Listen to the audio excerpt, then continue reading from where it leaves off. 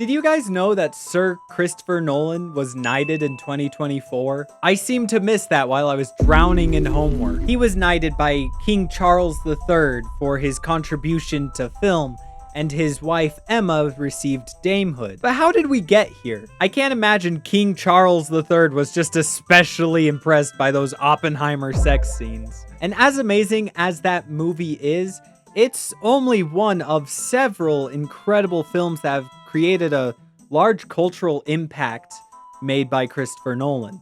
Maybe in learning how Christopher Nolan was able to find his footing as a filmmaker, we can learn how you too can start off a promising career of endlessly confusing the masses. This is the film that changed Christopher Nolan's life.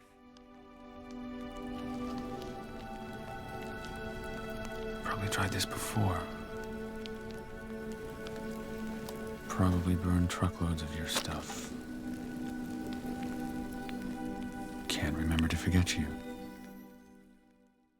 In 1996, two bros were taking a road trip across America. Jonathan Nolan was telling Christopher Nolan about this crazy short story idea he had that was really cool. The story was all about a guy who deals with anterograde amnesia. But Christopher Nolan never seems to call this amnesia, and I'm not sure why. Anterograde amnesia is when someone can remember everything about their past, but they cannot form new memories or short-term memories. The idea of the story was all about a man with anterograde amnesia trying to hunt down the killer of his wife. And when Sir Christopher Nolan first heard this, he said, "Hey, little bro, hand over the controller, this is a job for a real storyteller." Christopher Nolan's no-budget film, The Following, from 1998, was a very successful movie as far as film festivals go. It won several awards, and it even allowed him to be able to get a footing into speaking with producers. I didn't really elaborate on this when I was writing the script for this video, but the reason why we're talking about Memento and not The Following is because, in my opinion, it's one thing to be able to make a no-budget film and do well in film festivals, and it's a different thing to actually make your footing in the film industry as a whole with, like, producers and stuff. I just want to make sure we're all on the same page as to why we're talking about Memento instead of The Following. Also, I haven't seen The Following.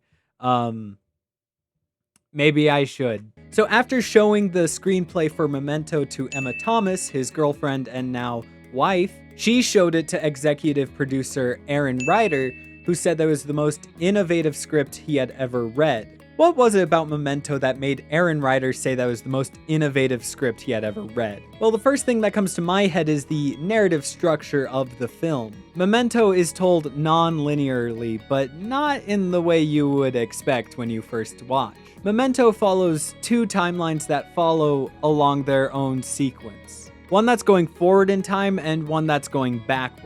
I did say this was non-linear, but there is an interview that shows that Christopher Nolan disagrees with me. People often refer to Memento as having a non-linear structure, but it isn't. It's very linear, more so than a conventional film. You actually can't remove a scene from the film because each scene depends on its relationship with the preceding scene and the one that follows. It's totally linear. It's just reversed, essentially. Great way to throw off my mojo! I'm sorry, but you've thrown off the Emperor's groove. What does he even mean here about, like, every scene is important? Shouldn't, like, most, if not all, movies be that way? I feel like that's not really a reason to say that this is a linear story. Especially since we are switching back from the backward timeline to the forward timeline to create something that's a little different than just, oh yeah, it's just running backwards, you know. It's everything's linear, but it's just backwards, you know. I disagree. These two timelines continue until they converge at the ending, meaning the ending of the film is actually the midpoint of the story. The timeline running forward is filmed in black and white. The timeline running backwards is filmed in color. Now, this is very unique because imagine some of your favorite movies and you just rearrange it so that they end at the midway point of the movie. The greatest film that has ever been made is easily Kill Bill. Now imagine that Kill Bill dealt with the whole Kill Bill stuff like way earlier and then ends at the point where the bride gets the Hattori Hanzo sword. Or what if Scott Pilgrim rearranged its timeline to where the movie actually ends after he defeats Todd? These movies would be so anticlimactic if they just had the middle pushed out to the end. Let's get out of here.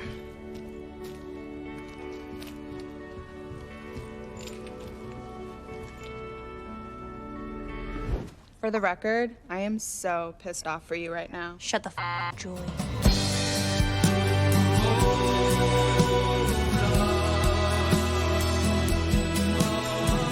Yet for Memento, it actually works really well. This is not only because it was intentionally planned, so even though it is the middle of the chronology, it is the end of the movie properly, but it also helps us get into the mind of Leonard Shelby. This film is told and shot in third person. This means that in every scene, we know and see as much as Leonard knows and sees. With the exception of this shot. Keep it in your brain, memorize it because we're gonna talk about it later. We never follow any other characters throughout this film. Every scene is about Leonard and his experience, which is literally impossible to get us to feel and understand. We don't have short-term memory loss, and if we did, we wouldn't be able to get a proper idea of what's going on in this movie. So, Christopher Nolan did the next best thing. Even though there are two timelines, the backwards one is definitely the dominant timeline. That's the timeline where we hit the vast majority of plot beats throughout the film. Whereas the forward-running timeline is more of like an interview section. It's more of us getting to learn who Leonard is as a character and better understand his backstory and his condition. The forward-running timeline, on the other hand, serves two distinct purposes. The first is to provide context like Sammy Jenkins or the chase of Jimmy Grant's or how Teddy is manipulating Leonard. But the second purpose is to provide space between the scenes of the backwards timeline so that it feels more disorienting when we enter a new scene. That creates a unique feeling to this film that you don't get just about anywhere else, but there is a fine line to balance there. You see, if you confuse your audience too much, then they start to give up and just get frustrated. But if you don't leave enough questions or mysteries, then you're never going to engage them or intrigue them in this thriller mystery like you want to. Christopher Nolan handled this very well in this movie because you never watch this movie thinking things are confusing just for the sake of being artsy or deep.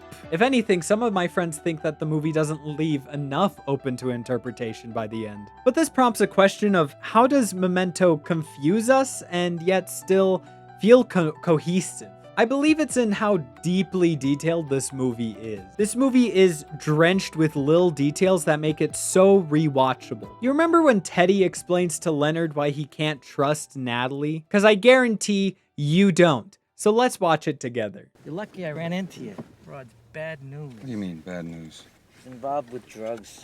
All right, look, these. You see these? This is the bar where she works. Her boyfriend's a drug dealer. She takes orders for him, arranges meets. He writes messages on the back of these. Then she slips him the answers when she serves him his drinks. How did I not catch that my first time watching this movie? He literally pulls out coasters from Leonard's glove box and says, "This is the bar she works at." Why would Leonard have that if the Jag is his car? Or in the same scene, did you notice that Leonard writes "do not trust her" in lowercase letters, but everything else he writes is in capital letters, which implies that that's how he writes when other people are telling him what to write or when he thinks someone is lying. We often overlook these details because there's just so much in a movie that we're already trying to understand that they just kind of fly down the radar and we just completely forget. Emphasis on forget, because it's not that we're not seeing these details, It's just that they're not the most important thing in the scene right now. This helps the story feel like there's an internal logic to it, to where even if we can't figure it out, we can still put our faith in the filmmaker that he has it worked out. But the strange thing about Memento is that you feel like you have it worked out the first time you watch it, and then you watch it multiple times, and then things start to get weird. Why is Remember Sammy Jenkins written in lowercase? As we talked about earlier, lowercase writing seems to imply that someone else made Leonard write that down, or it's something that cannot be trusted. We are led to believe that this message is in place to help Leonard understand that he has anterograde amnesia, but by the end of the film, we're taught that Leonard doesn't properly remember the story of Sammy Jenkins. Sammy was a con man, and Leonard was the one with a real problem whose wife died of overdose of insulin. That is, if you believe what Teddy has to say, because after all, what reason does Teddy have to lie? Leonard's just gonna forget it anyway. But when you think about this, it doesn't make a lot of sense. Let's overlook the odds that someone is faking an illness that Leonard will eventually possess, because reality is often stranger than fiction, and this is a fiction. Leonard insists that his wife never had diabetes. That is a very strange detail for Leonard to just forget over time, especially if it's true that he is the one who would give her her insulin shot. Also, the fact that Leonard remembered that this happened at all seems to imply that it all happened before his accident. Now, it's important to understand that Leonard concludes that Sammy's amnesia is psychological rather than physical, meaning that he should be physically capable of making new memories, and therefore Leonard should be physically able to make new memories as well. But let's not forget that Leonard came to this conclusion because Sammy could not be conditioned to change. Yet we see throughout the film that Leonard is not like this. He has conditioned himself to be able to work around his own amnesia through photos, tattoos, and developing a complex system for his handwriting. It's not simple to say that he is or isn't Sammy, whether or not Teddy has any reason to lie. But you think that's the end of my confusion? No, none of this is related to what I think is the most confusing scene in the entire film. Let's look at a scene with Natalie that comes before this. Did you lose your pen? Well, that's too bad, freak. Otherwise, you could write yourself a little note about how much Natalie hates your retarded guts and that I called your wife a fucking whore. Now let's look at a scene that comes after. Must be tough living your life according to a couple of scraps of paper. You mix your laundry list with your grocery list and you'll end up eating your underwear for breakfast. I guess that's why you have those freaky tattoos. Now this seems very straightforward when you first watch the film. Natalie sees some random guy in her boyfriend's clothes and his car. Meanwhile, the actual boyfriend just disappears, leading her to manipulate Leonard into getting her out of all the trouble that losing her boyfriend has caused. Obviously, she hates Leonard and is just manipulating him, and I agree with that, which is why this scene is so confusing to me. Why does she decide to help Leonard find John G? He killed her boyfriend, and then she made him deal with the ramifications of that. She owes him nothing, she doesn't like him, she has no reason to believe that helping him find the guy would actually kill the guy who really orchestrated Jimmy's death. So what's in it for her? She doesn't get any nicer to Leonard, but she still says things that don't really make sense with our current understanding of her. So next time you see me, will you remember me?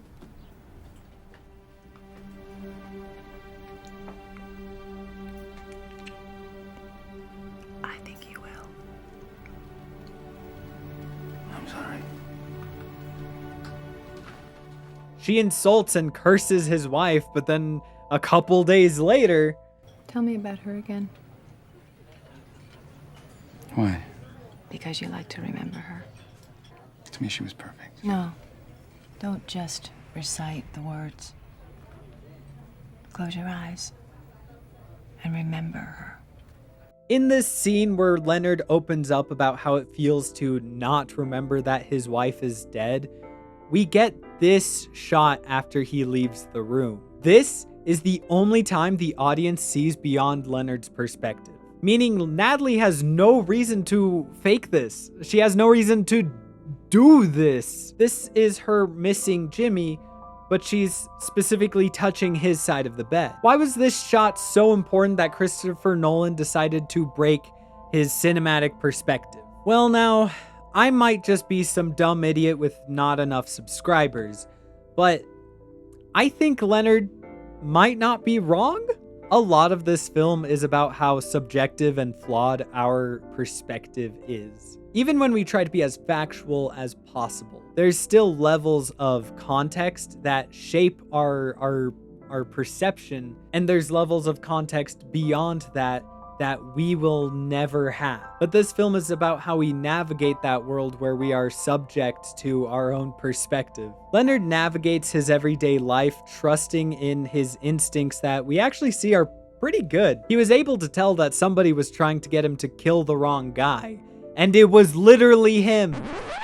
Which, out of context, sounds less impressive. But that's why context is important, kids. And he set up the whole film knowing that even without his memory, he would still end up killing Teddy in the end. Who are we to say that he's wrong about Natalie? And who are we to say that he shouldn't write "do not believe his lies" when it comes to Teddy? After all, this is a guy who has been holding on to proof that Leonard has already killed John G. probably at least for like a year or two, and he just now decides to slip it under his door? Or maybe he is wrong and Teddy is right. Maybe he truly is Sammy Jenkins. What do we have to prove different? Circumstantial evidence? A couple of tattoos and some photographs? But that question of reality only comes from how he decided to make this film. And when a movie sticks with you like that, is it really any question that it was picked up and produced? Is it any wonder that it did pretty well in the box office? The success of Memento led to Christopher Nolan being signed on to work for Warner Bros., which signed him on to being able to make the American adaptation of the film Insomnia, but then also allowed him to make a movie called Batman Begins, and I'm sure you know where the story goes from there. And hey, if you want my thoughts on how The Dark Knight has the most thematic ending to a Batman film, click here. And please subscribe because I'm dangerously close to clubbing baby seals.